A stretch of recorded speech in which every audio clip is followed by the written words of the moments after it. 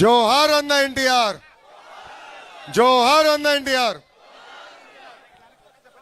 వేదిక మీద ఉన్న పెద్దలు, నేనెప్పుడు నా మెంటర్గా భావిస్తున్న గౌరవ కేంద్ర మంత్రి కుమారస్వామి గారికి, అదేవిధంగా వేదిక మీద ఉన్న ఇతర పెద్దలు మహారథులందరికీ నా హృదయపూర్వక నమస్కారాలు. ఈరోజు నేను ఇక్కడికి ఎందుకు వచ్చానంటే మీ రుణం తీర్చుకున్నానికి వచ్చాను. ఎందుకంటే ఆనాడు ఆంధ్ర రాష్ట్ర గౌరవ ముఖ్యమంత్రి శ్రీ నారా చంద్రబాబు నాయుడు గారి పైన దొంగ కేసు పెట్టి 58 రోజులు జైల్లో బంధిస్తే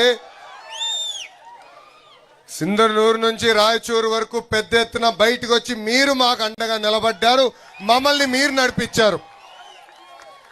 మీకు ఒక కార్యక్రమంగా అనిపించవచ్చు, కానీ నా తల్లి భువనేశ్వరమ్మ కానివ్వండి, నాకు కానివ్వండి, బ్రహ్మణికి కానివ్వండి, దేవాంశ్ కానివ్వండి, ఆ రోజు ఒక తెలియని పరిస్థితి, భవిష్యత్ ఎలా ఉంటుందో తెలియదు.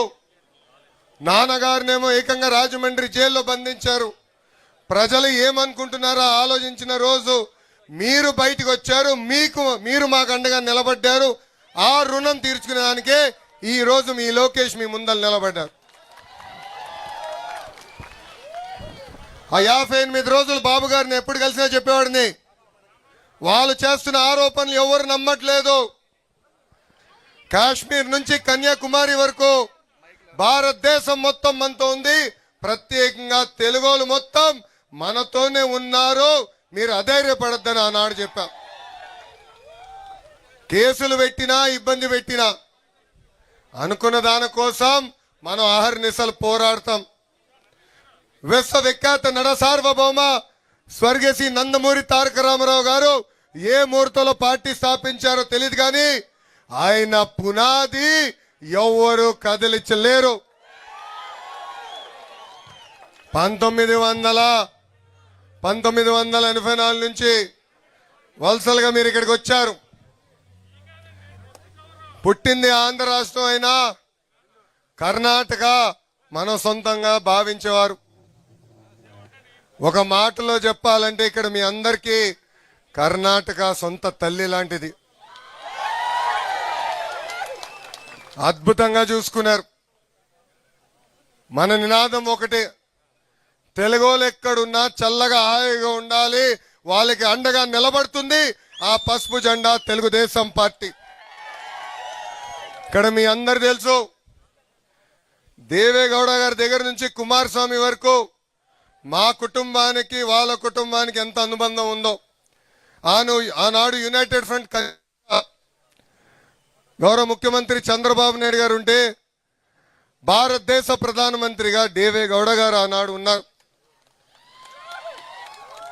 కరెక్ట్ గా 30 సంవత్సరాల తర్వాత కుమారస్వామి గారు పక్కన నుంచిన అదృష్టం నాకు ఈరోజు కలిగింది. ఇక్కడ ఉన్న ఆంధ్రులందరూ ఒక విషయం గుర్తుపెట్టుకోండి, ఆనాడు విశాఖ ఉక్కు ఆంధ్రుల హక్కు అని పోరాడాం. విశాఖపట్నానికి స్టీల్ ప్లాంట్ తీసుకొచ్చాం. గత పాలకుల వల్ల విశాఖ ఉక్కు అనేక ఇబ్బందులు పడింది, మూతపడే పరిస్థితి వచ్చింది. కానీ నేనుండా మీకు అండగా నిలబడతానని చెప్పిన ఏకైక వ్యక్తి గౌరవనీయులు కుమారస్వామి గారు. నేనెప్పుడు భయపడేవాడిని విశాఖ ఉక్కుకి ఏమవుతుందని. గౌరవ ఎంపీ గారు ఉన్నారు, భరత్ గారు, విశాఖపట్నం ఎంపీ గారు. ఆయనకి ఎప్పుడు చెప్పేవారిని, సార్ నేను ఒక్కసారి ఆయన కన్విన్స్ చేయని. ఒక 10 సార్లు కలిసిన తర్వాత గురువుగారే నాకు ఫోన్ చేసి, బ్రదర్ ఎందుకు కంగారు పడుతున్నావు, విశాఖ ఉక్కుని కాపాడే బాధ్యత నేను తీసుకుంటానని చెప్పిన గొప్ప వ్యక్తి కుమారస్వామి గారు.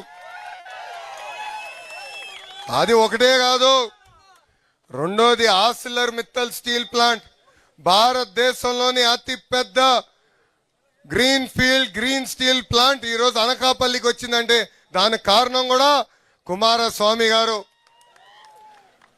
అందుకే ఈ సభాముఖంగా ఇంకో విషయం చెప్పాలనుకున్నా, సార్ మేము మీకు రుణపడి ఉన్నాం. People of Andhra Pradesh owe you a lot.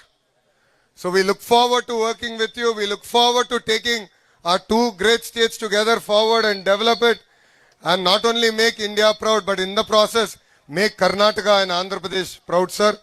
Thank you very much for your support. You've always stood by me personally, and you are a great mentor to all of us.